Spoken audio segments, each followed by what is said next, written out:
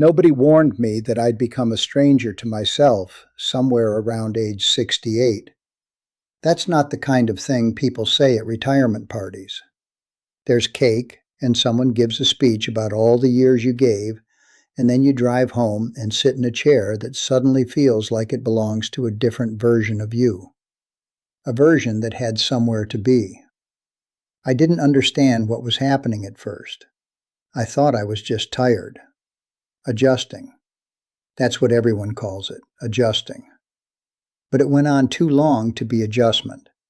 It started to feel like I'd walked into a room and forgotten why I came. Except the room was my life. What I'm going to tell you took me longer to understand than anything else I've learned. And I'm 82. I've had time. There's a thing that happens to people somewhere between 65 and 75 that nobody names properly. It isn't illness. It isn't grief exactly. It's more like the world slowly rearranges itself around you without asking your permission. And one morning you look up and don't quite recognize the shape of your own days. I remember standing in my kitchen about 4 years after I stopped working. Tuesday morning, maybe 9 o'clock. The coffee was made, the newspaper was there, sun coming through the window the way it always did. And I stood there thinking, now what? Not in a dramatic way, quietly. The way you ask yourself a question you already know doesn't have a clean answer. For 40 years, Tuesday mornings had instructions. Get up, be somewhere, do something that needed doing. Then all of that stopped, and what replaced it was a perfectly quiet kitchen, which sounds peaceful, and it was peaceful. It just also felt like something I didn't know how to inhabit yet. That's the first thing nobody tells you honestly. The silence takes getting used to. Not the silence of being alone, necessarily. I mean the silence of no longer being needed in the particular way you were needed for most of your adult life. The job needed you. The kids needed you. The mortgage needed you. Then one by one, they stop needing you in that old familiar way, and you're left holding all this capacity with nowhere obvious to put it. I watched it happen to men I respected, good men, men who had worked hard and raised families and handled whatever came at them.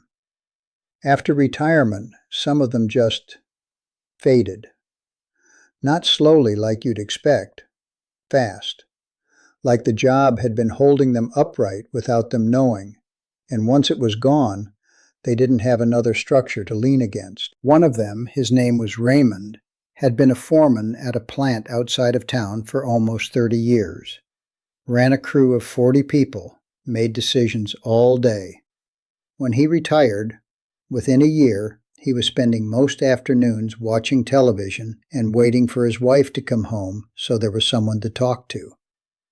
He didn't understand what happened to him. He just said he felt useless. That word, useless, I've heard older men say it more than almost any other word. And every time I hear it, something in me goes quiet, because I know exactly what they mean. What nobody explains clearly is that identity gets tangled up in usefulness for most people, especially people of our generation. We were taught, more or less directly, that your worth was what you produced, what you provided, what you built or fixed or earned or gave. And when the years come for all of that to slow down, and they do come, for everyone, you're suddenly standing on ground you didn't know was built on sand. I spent a good stretch of time between 70 and 73 trying to stay busy enough not to feel it. Kept signing up for things, projects around the house, volunteering, anything with a task attached to it. And some of that was fine, but I was doing it for the wrong reason. I was trying to outrun the question, not answer it. The question, if I'm honest, was this: who am I when no one needs anything from me today? It took me an embarrassingly long time to sit still with that. What I eventually found, and I don't say this to make it sound easy because it wasn't, is that the answer was always underneath everything else. It was just buried under 5 decades of busyness. I had things I actually loved. Not things I was good at because they were useful, things I genuinely cared about. The difference between those two categories is something you only start to feel clearly when the useful stuff falls away. There's another piece of this that I want to say carefully because I don't want to over-dramatize it, but I also don't want to skip past it. The loneliness. Not everyone talks about it. There's a kind of pride involved in pretending you're fine. I had it too. But the truth is, these years between 65 and 75, maybe beyond, can be some of the loneliest years of a person's life. Not because you're isolated necessarily. You might have family around.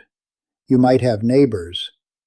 But there's a particular kind of loneliness that comes from feeling like the world has moved on to a frequency you can't quite tune into anymore. You walk into a room full of people half your age, and you're invisible in a way you weren't before. Not because anyone is cruel. They're not. They're just busy with the business of being young, which is its own kind of consuming. But you remember when you were the one in the middle of things, and now you're at the edge, and that shift is something you have to metabolize somehow. Some people never do. They get bitter about it. Start measuring the world by what it owes them for all the years they put in. I understand that feeling. I just don't think it leads anywhere worth going. What helped me, and I mean this simply, not as advice exactly, was deciding to stop waiting for the world to notice me and start noticing the world instead. Smaller things, the way the light moves across a room in late afternoon, a conversation with someone I wouldn't have talked to when I was busy, a book I kept putting off. There's a certain freedom in having nowhere urgent to be. It just takes a while to recognize freedom when it looks like emptiness. There's also a kind of grief that moves into these years so quietly you barely notice it until it's already furniture in the room. I don't mean the big losses, though those come too. I mean the smaller disappearances. Friends you drifted from, places you used to love that changed or closed, an earlier version of yourself that you can't quite get back to, and maybe wouldn't recognize if you did. My wife used to make coffee in this particular way. Can't even describe what was different about it, just that it was. For years after she was gone, the smell of coffee in the morning was the hardest part of the day. Not the afternoons when I missed her company, not the evenings, the mornings, the specific ordinary ritual of it. Grief in later life doesn't arrive in waves the way people describe it when you're younger. It gets woven into things, into a song on the radio, into the particular angle of light in October. You learn to carry it without putting it down, because you can't put it down. What you can do, what I eventually learned to do, is stop fighting the fact that it's there. There's no getting over people who mattered. I'm not sure why we ever thought there should be. You just gradually figure out how to keep living alongside the missing them, which is different from being healed of it. I knew a man who spent about 8 years after his wife died refusing to sit in the living room they'd shared.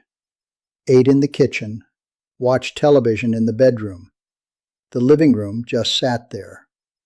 He called it painful. I understood completely, and I also thought, you're making the room into a wound instead of a memory. But I didn't say that. You don't say that to a grieving person. You only learn that yourself, slowly, from the inside. I'll tell you something else that surprised me. The body starts making itself known in these years in ways that are less dramatic than you'd expect, but somehow more constant. It isn't usually one big thing, it's accumulation. The slight hesitation before getting up, the recalculation before taking stairs, the grocery bag that requires more thought than it once did. I used to find that humiliating. Took me a while to figure out it's just information. Your body telling you to pay attention differently. The people I've seen age with anything close to grace, and they exist, I've known a few, they all shared one quality that I didn't expect. They'd stopped arguing with reality. That sounds simple. It isn't. Most of us spend enormous amounts of energy disputing what's true about our situation, wishing things were different, staying angry at losses that aren't going to unhappen. These years will ask you, eventually, to put down some of that. Not all of it, but some. Because here's what I've come to understand about the decade between 65 and 75. It isn't the beginning of the end, which is how most people brace for it. It's more like a doorway. And what you're being asked to walk through is a smaller, quieter version of your life, but not a lesser one. Different. The things that make it worth living are still there. They're just not the same things, and they don't announce themselves the way they used to. An ordinary afternoon can hold more now than it ever did when I was too busy to feel it. I don't know who's listening to this, but if you're somewhere in these years and some mornings feel heavier than you expected, I think that's honest. I think it's supposed to feel like something. You're carrying a lot of time, and time has weight. What I'd have told myself sooner if I could is just this. The disorientation isn't the problem. It's part of finding your footing on new ground. Give it time. And in the meantime, try not to confuse quiet with empty. They're not the same thing at all.